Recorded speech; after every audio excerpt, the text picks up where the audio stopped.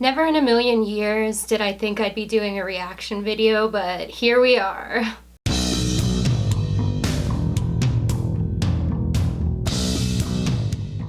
Hey everyone, Cadaver Kelly here, and in this video I'm going to be reacting to, or rather correcting, A Brief History of Goth by Pitchfork. I do want to make a point to mention that I'm not going to make a habit out of doing reaction videos, and I wouldn't be reacting to this video if this were just a vlogger or someone's personal YouTube channel.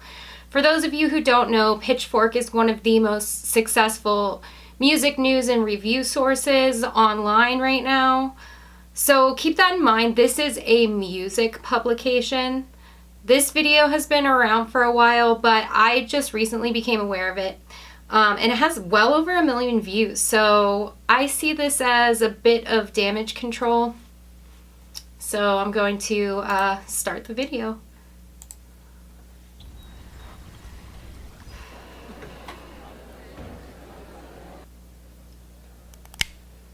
These days, goth can mean anything from wearing all black outfits to being overly emotional on social media. False. 10 seconds into the video, I could already tell we were in for a treat. But before the internet happened, goth meant something very specific. Goth still means something specific. If anything, the internet has connected the goth subculture more than ever before. Originally, goth was a subset of the UK punk scene that was less into straight-up nihilism than a romanticized fascination with darkness. Goth did evolve out of the UK punk scene, but it was not a subset of punk. Subsets of punk would be 77 punk, hardcore punk, riot girl. These are subsets of punk. Punk may have been the roots, but goth distinguishes itself from punk as a different music movement. I would say that goth is actually more nihilistic than punk. Punk is more aggressive and goth is melancholier with its sound. Beyond a wealth of classic literature, the first goth, as we know it, was probably Siouxsie. Wow, a whole lot to unpack there. The literature they referred to was Gothic. Actually, in the 19th century, Gothic was fairly mainstream and part of popular culture, so it wasn't a subculture. Also, Siouxsie was not the first goth. Siouxsie didn't even get into the goth scene until the 1980s. She was a punk and then moved on to classic post-punk in the 70s. Who even before the Banshees was already tweaking punk fashion by adding more fishnets, more eye makeup, and increasingly bigger hair. While Siouxsie set the template for goth safety pin Victorian style. Safety pin Victorian style. Victorian style fashion didn't become popular in the goth scene until the early 1990s. Nothing about Siouxsie's style was really Victorian. The safety pin and punk part, I will give them. She was a socialite in the early punk scene before she joined up with the Banshees, so that part's, I guess, accurate about her fashion style. Joy Division provided the foundation for its dark sound.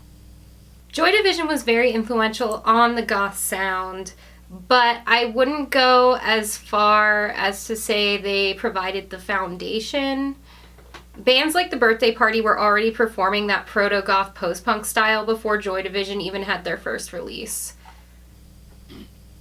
But goth didn't become something distinct from the overall post-punk movement until August 1979, when Bauhaus released their 9.5-minute-long masterpiece, Bela Lugosi's Dead. That is true. This sentence is completely accurate, and I would have hoped for a full stop right there, but... Which mixed Joy Division's bleakness with Siouxsie's aggressive sensuality and ignited a youth culture phenomenon. I highly doubt Joy Division was much of an influence on Bauhaus. Joy Division actually released their debut EP just 1 year before Bauhaus released Bela Lugosi's Dead. Joy Division was from Manchester, Bauhaus was from Northampton, so I doubt they were hanging around in the same clubs or anything like that. Also, I don't think that Bauhaus was really influenced by early Siouxsie work either. If anything, it was probably the other way around. Bauhaus could have been an influence on the goth music that Siouxsie put out in the 80s. As goth flourished throughout the early 80s, established post-punk groups like The Cure began playing up their moodier sides. Okay, that one is true. The Cure is a post-punk group that went goth in the 80s, And I guess whether that music is moodier is really subjective. I would call that sound more atmospheric than I would moody. But again, that's kind of a subjective descriptor. How do you really measure moody? Newer bands like the Sisters of Mercy, The Birthday Party, and Christian Death joined in to help turn Bauhaus's vampiric vibes into a full-blown movement. Ooh, that one is so off base. First of all, The Birthday Party didn't come about as a goth band in the 80s. They were a post-punk band in the 70s through the early 80s and disbanded 2 years before the Sisters of Mercy even emerged. So the Sisters of Mercy kind of kicked off that second wave of goth, the modern goth rock movement. The Birthday Party had already disbanded by that point. As for Christian Death, that was a part of death rock, which was the first wave of goth out of Los Angeles. So they also were before that second wave of post-Sisters modern goth rock. So you have 3 different subgenres here. You have death rock, post-punk, and goth rock that they're all kind of lumping into one category. As the scene grew, the sound diversified. There were the dreamy moods of the Cocteau Twins, and much of the 4AD label at the time, death rock, which gothed up the 80s rockabilly revival. Death rock was very early and was not a rockabilly revival thing. I can think of a few death rock tracks that may also have rockabilly influence. But as I said earlier, Roz Williams' Christian Death was death rock and had no rockabilly influence. Death rock was an early American goth movement that was the closest to punk out of all the categories of goth. So if anything, it was kind of that transition between punk and early goth, at least for the kind of LA early goth movement. And it was before where they're placing it here in the timeline. And dark wave, which happened when goths inevitably collided with the industrial dance scene.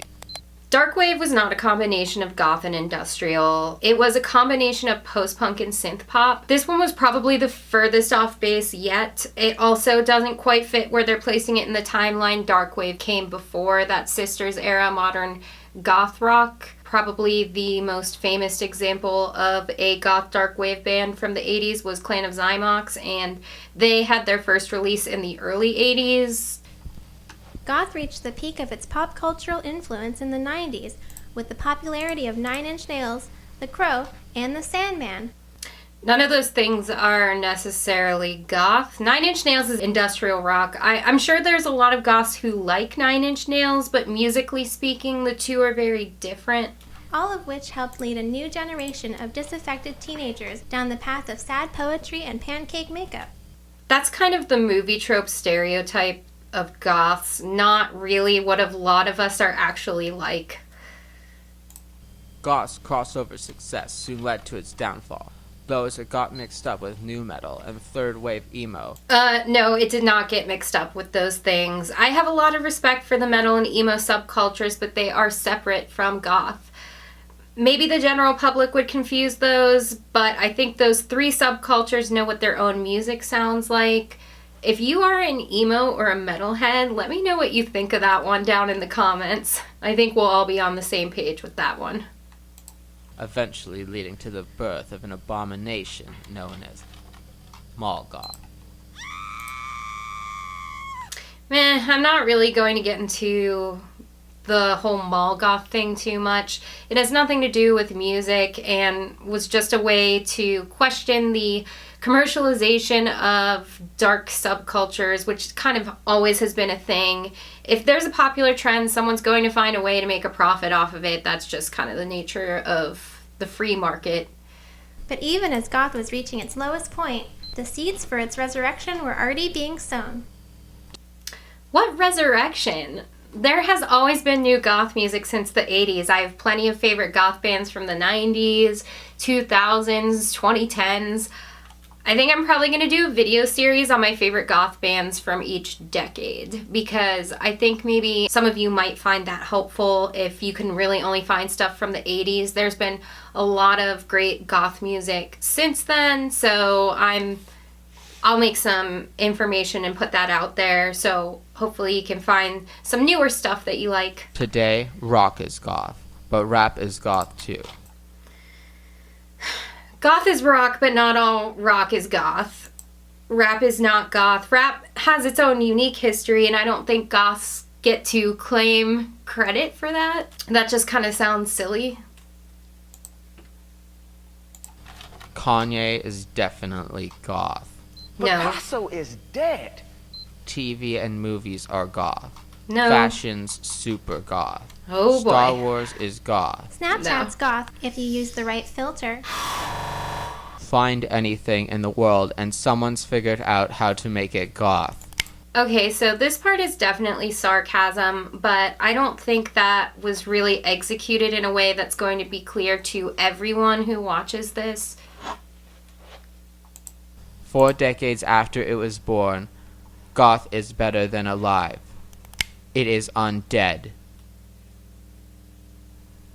The end. Alright. So that was the end of it.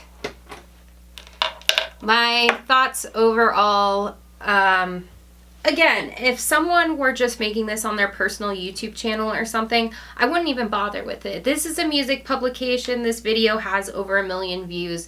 It's spreading a lot of misinformation. I mean, a music news and review site is going to be a lot of people's source for music education. So I think Pitchfork has a responsibility to do a little bit of fact checking, and it seems like that was kind of lacking in this video.